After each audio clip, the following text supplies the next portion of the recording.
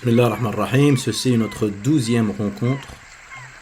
Je t'invite à lire à partir du verset 53 de la sourate Al-Imran et ce jusqu'au verset 92. Tu vas lire des versets où Allah subhanahu wa ta'ala nous parle du prophète Isa alayhi salatu wassalam. Allah subhanahu wa ta'ala nous raconte comment il a protégé son prophète Isa alayhi salatu wassalam contre ceux qui ont voulu ruser et ont voulu s'en prendre à lui. Allah subhanahu wa ta'ala nous dit wa makaru wa makara Allah wallahu khayrul makirin. Ceux qui mécrurent rusèrent contre Jésus et Allah rusa contre eux. Allah subhanahu wa ta'ala ne ruse que contre celui qui ruse. On ne peut pas qualifier Allah azza wa jal et on ne peut pas le décrire par la ruse de manière absolue. Mais on dit que Allah subhanahu wa ta'ala ne ruse que contre celui qui ruse. Personne ne ruse sans que la ruse d'Allah ne domine la sienne et ne soit meilleure. Ici, la ruse d'Allah consiste à ceux qui les amènent là où il veut, d'où ils ne s'attendent pas.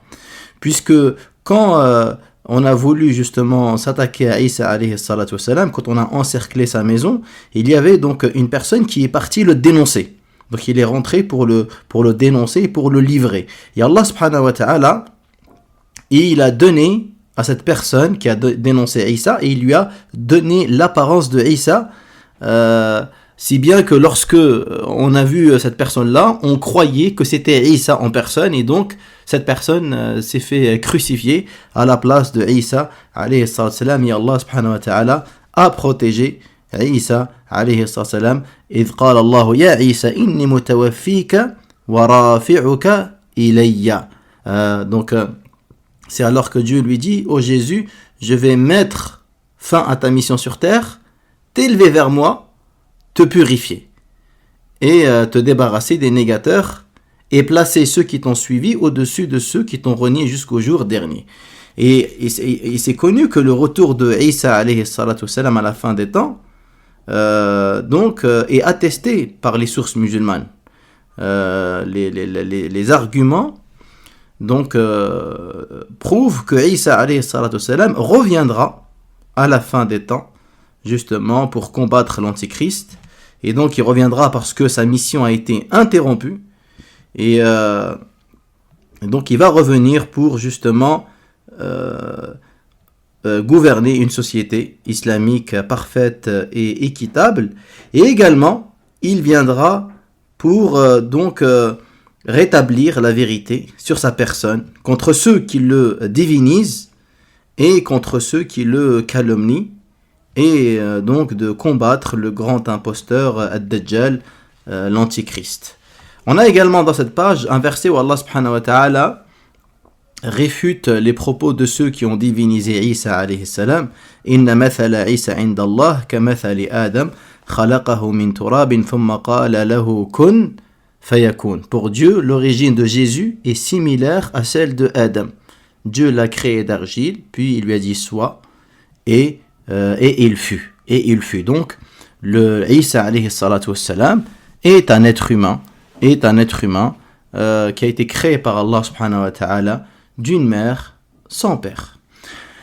À la page suivante, Allah subhanahu wa ta'ala, on va voir qu'il nous parle du prophète Ibrahim alayhi salatu wassalam, donc Abul Anbiya, Ibrahim, le père des prophètes, et Allah subhanahu wa ta'ala qui qualifie Ibrahim alayhi salatu wassalam en tant que Hanif. Et le Hanif, donc, c'est celui qui donc s'écarte, celui qui se détourne totalement du polythéisme pour s'orienter en toute exclusivité vers l'unicité d'Allah subhanahu wa ta'ala. C'est pourquoi Allah il nous dit: Ma kana Ibrahim yahudiyan wala nasraniyan walakin kana hanifan muslima wa ma kana min al-mushrikin. Ibrahim n'était ni juif ni chrétien, mais il était un pur monothéiste, entièrement soumis à Allah, et il n'était point du nombre des polythéistes. Dans la page suivante, Allah subhanahu wa ta'ala nous informe des ruses qui sont utilisées par les gens du livre afin d'égarer les musulmans. Ô gens du livre, pourquoi mêlez-vous le mensonge à la vérité et dissimulez-vous sciemment la vérité? Un groupe des gens du livre dit: faites semblant de croire en ce qui a été révélé aux croyants en début de journée et reniez-le au soir afin qu'ils abandonnent leur religion. Et donc, dans ces versets également, il y a une preuve qui montre que les savants, ils doivent montrer la vérité. Parce que si on laisse la vérité ambiguë, si on reste flou dans sa manière de présenter la vérité, et bien à ce moment-là, les gens ne sauront pas trouver la vérité, ne sauront pas distinguer la vérité. C'est pourquoi il est du devoir des savants de clarifier la vérité, de clarifier la parole d'Allah subhanahu wa ta'ala. Et c'est pourquoi on trouve de nombreux versets où Allah subhanahu wa ta'ala réfute justement sur ceux qui cherchent justement à manipuler la vérité, cherchent à dévier les gens du droit chemin. Et c'est pourquoi on trouve un verset où Allah subhanahu wa ta'ala nous informe justement de l'altération qui a été faite des livres qu'il a révélés dans l'histoire. Wa inna minhum la fariqan yaluna alsinatahum bil kitabi litahsabuhu min al kitab wa ma huwa min al kitab wa yaquluna huwa min indillah wa ma huwa min indillah wa yaquluna ala Allahi al kadhiba wa hum ya'lamun.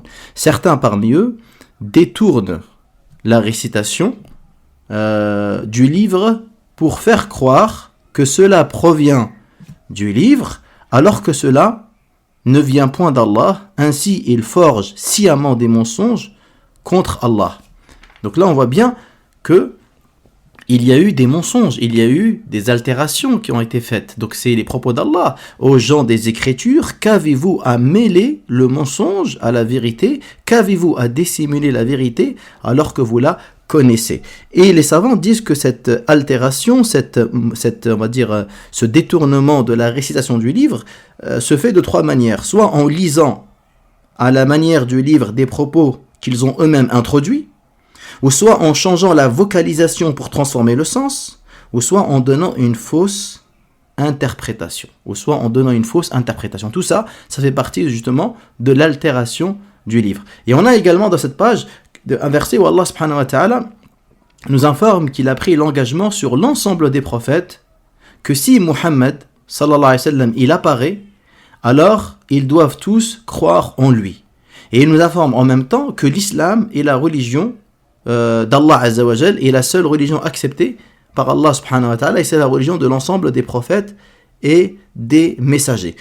On peut lire au verset 81: et souviens-toi lorsque Dieu prit cet engagement des prophètes, si un envoyé vient à vous confirmant les écritures et la sagesse que je vous ai transmise, vous ajouterez foi en lui et le soutiendrez. Puis il ajouta: acceptez-vous cet engagement?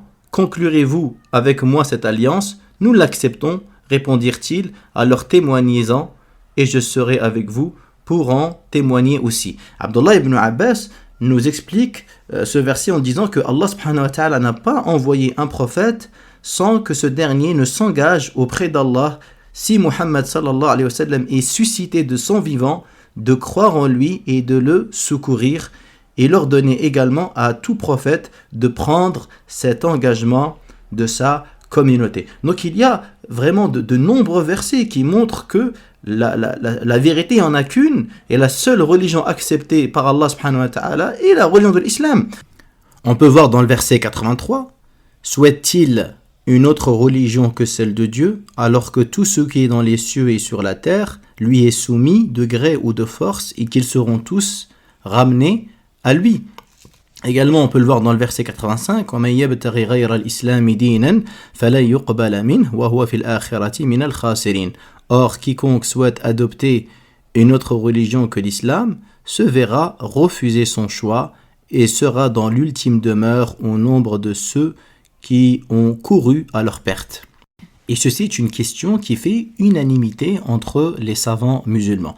D'ailleurs, il est même cité que parmi les actes annulatifs de l'islam, il y a le fait de valider une autre religion que celle de l'islam, parce que ça revient à démentir ces versets-là.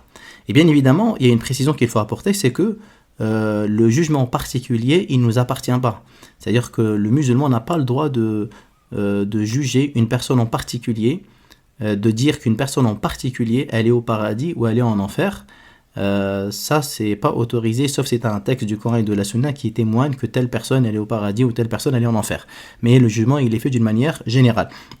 Parce qu'on sait que Allah subhanahu wa ta'ala, il châtie les gens qui auront reçu l'argument puis qui l'auront rejeté. Car il y a un verset que vous allez lire dans Surat Al-Isra où Allah subhanahu wa ta'ala il dit وَمَا كُنَّا مُعَذِّبِينَ حَتَّى نَبْعَثَ رَسُولًا. Et nous ne sommes pas disposés à châtier une communauté sans lui avoir au préalable envoyé des prophètes. Donc toute personne qui va en enfer, c'est que l'argument de la vérité est parvenu, mais il l'a rejeté. Et c'est pourquoi Allah subhanahu wa ta'ala est juste. Toute personne qui est punie en enfer, Allah subhanahu wa ta'ala le punit par sa justice. C'est pourquoi les habitants de l'enfer reconnaîtront leur tort. Comme Allah il nous dit dans Surat Al-Mulk, en nous relatant les propos des habitants de l'enfer, وَقَالُوا لَوْ كُنَّا نَسْمَعُ أَوْ نَعْقِلُ مَا كُنَّا فِي أَصْحَابِ السَّعِيرِ. Ils vont dire, si seulement nous avions écouté ou réfléchi à ce message, nous ne serions pas les hôtes du feu. Ils reconnaîtront alors leurs péchés, que soient rejetés les hôtes du feu. Qu'Allah subhanahu wa ta'ala nous maintienne sur le droit chemin et qu'il pardonne nos péchés. Walhamdulillahi rabbil alamin.